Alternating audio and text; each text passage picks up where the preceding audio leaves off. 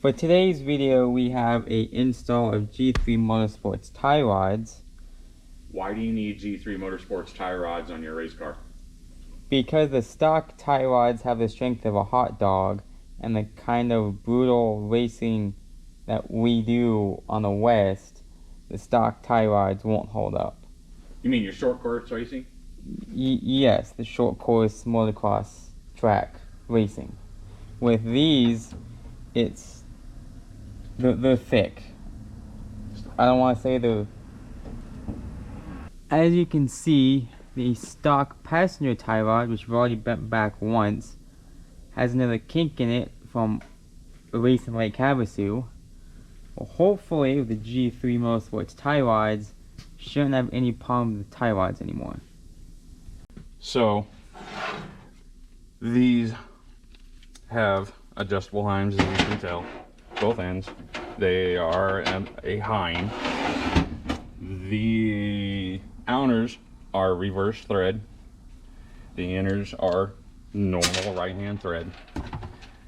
One thing you have to be careful of when you are taking these apart, they did come with zip tied together because these spacers, which are required, slide in and lock in. These are called a shoot, I can't remember what these are called. Centrifugal spacers? No, it's a high clearance, so there's more movement inside the heim, which you don't need a whole lot of movement, but they work as spacers also. So they are custom made. You are not going to be able to go out and buy these because they do come with these beautiful things. So this one, on this end, you are going to need a 1/2 inch for this nut, and it is a locking nut. Then on this side, on this Allen head, it is a size 3/16. So you'll need that. Don't lose these bolts. They're custom cut. Then when you pull this part, you have the same spacers on this end, so don't lose them. Then the big bolt right in the center, Allen head, which happens to be a 12mm. And that's what bolts right into the steering box. So what we have to start with, though,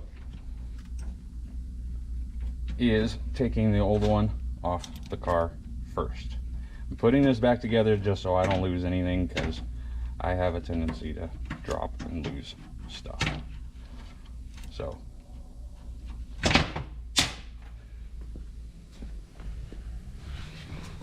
we gotta start with taking the old one off.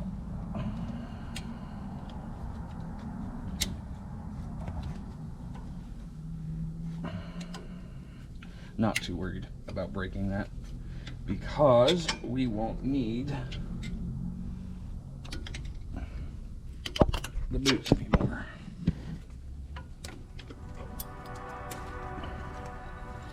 So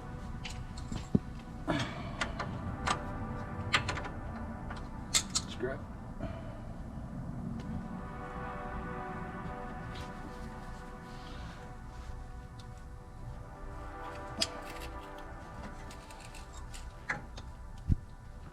Can't see.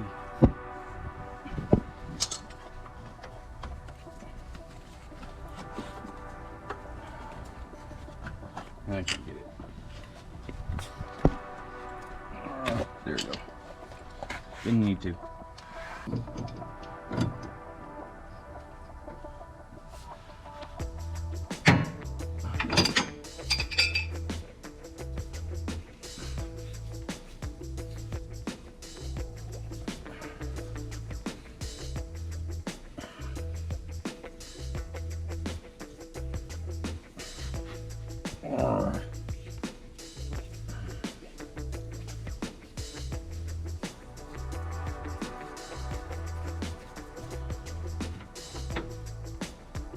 Wow, that was easy.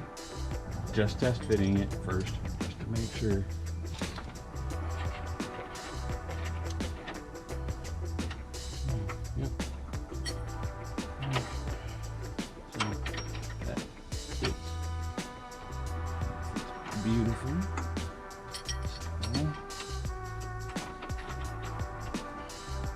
You never have enough food left.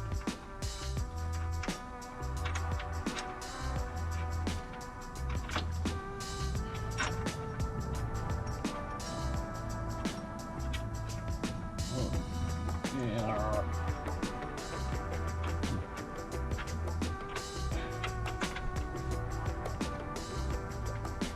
Dummy doesn't know how to.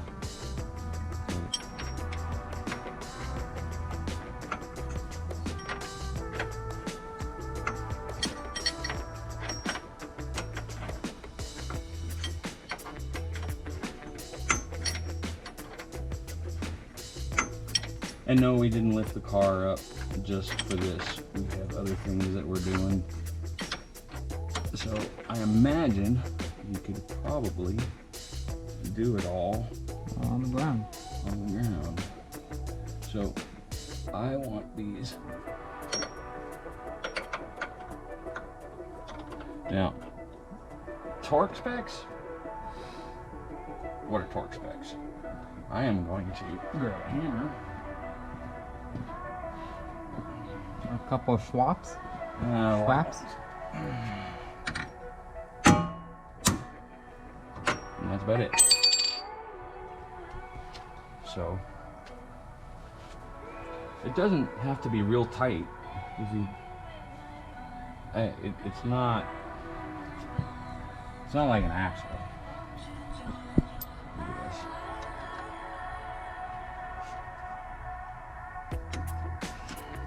Look at this. Perfect fit.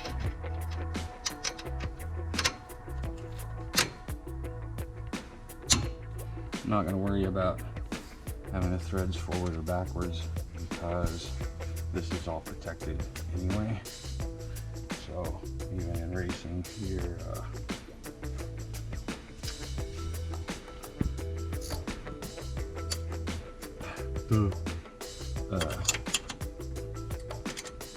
your bumper covers.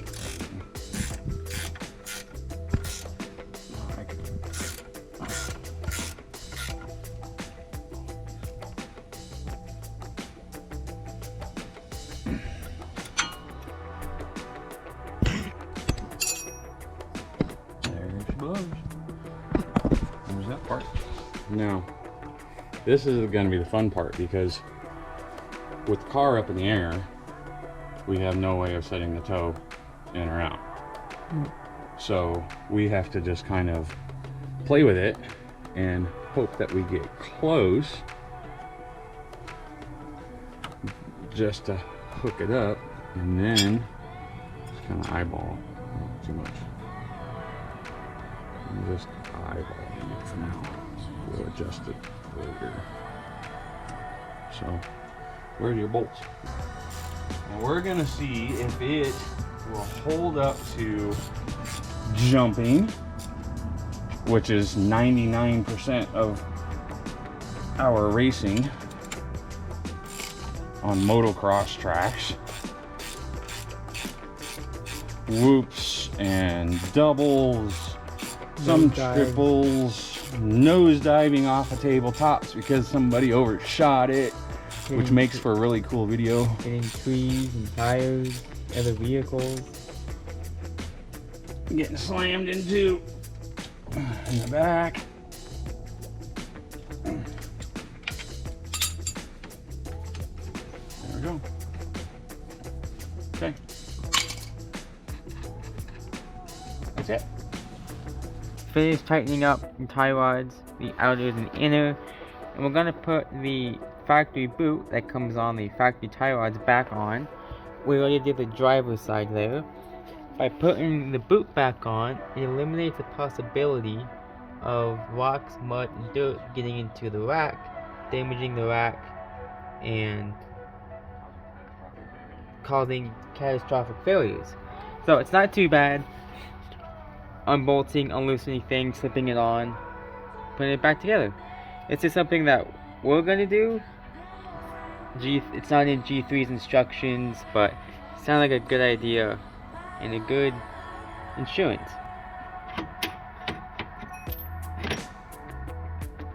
Pop it out, take the heim joint off. Don't lose those.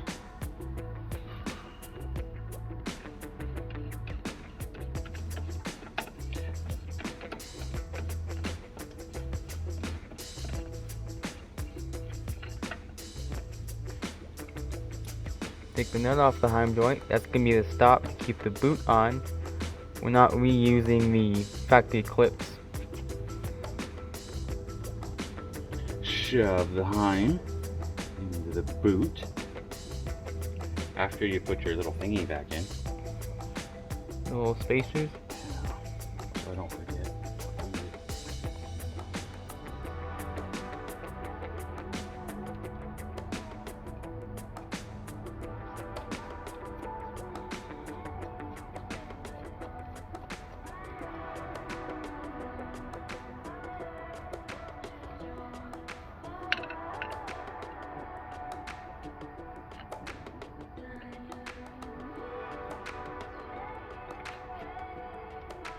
Try and not twist the tie rod because I don't want to reset everything.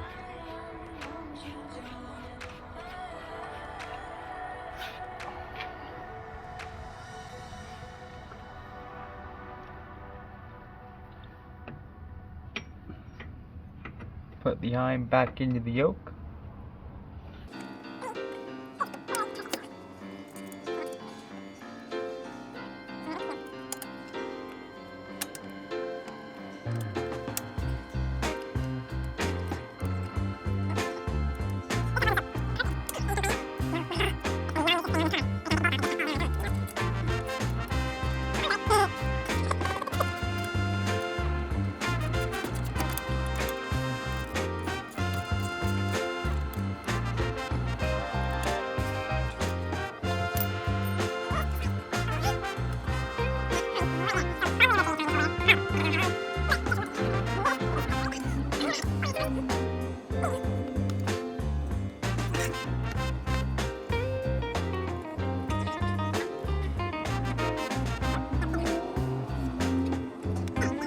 This side, not going to worry about putting the clamp back on because the heim's right there.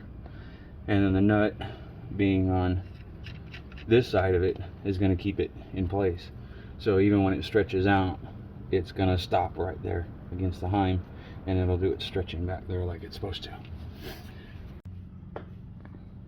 The factory boots are installed on both sides, and the zip ties that we use to hold the inner are commercially electric. 11-inch. 11-inch commercially electric. G3 tie rods, all straight, the toe slightly towed in. All because of that. A slightly bent stock tie rod.